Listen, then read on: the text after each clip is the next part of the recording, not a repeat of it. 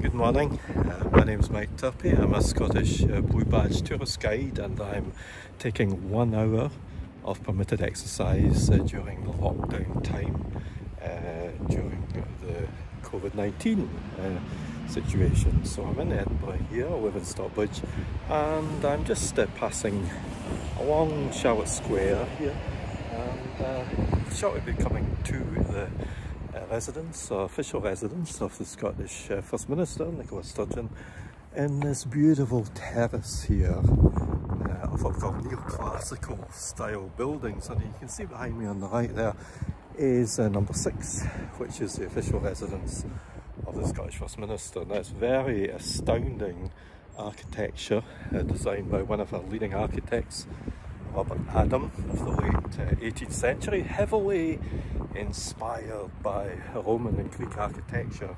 And if you look at the bottom area, it tends to be what we call rusticated, where the stone blocks are a bit more exaggerated. But then you can take your eye further up and you see it smooths out. And that's called ashlar style, in terms of getting finer and more decorative as it gets higher up, and then heavier and more solid, appears to reflect human proportions of what we call the golden section as artists. So this is in one of the most beautiful squares in Europe, and it was very wealthy individuals of the 18th century who would be staying here. We would get the nobility, we'd also get lawyers, because Edinburgh was a big centre of legal practice and still is today.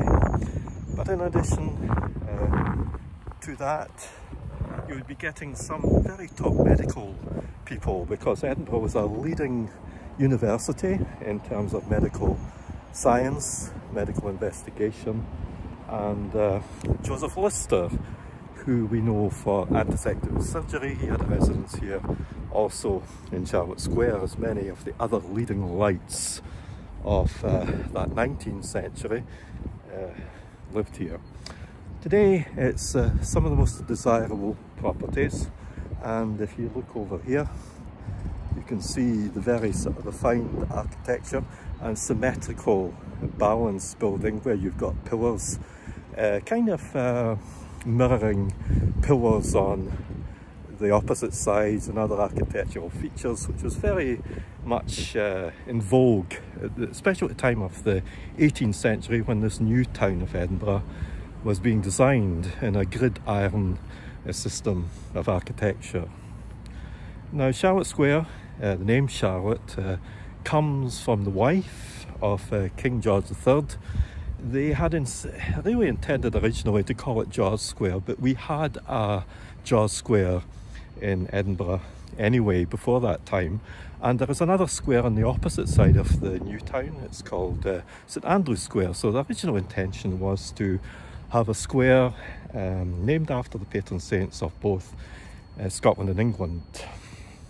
Magnificent gardens also in the centre here. Today they're private gardens, open usually infrequently to the public, but during the Edinburgh Festival we have what's called the Book Festival, and it's a glorious time to come and admire one of the excellent green spaces that Edinburgh has here.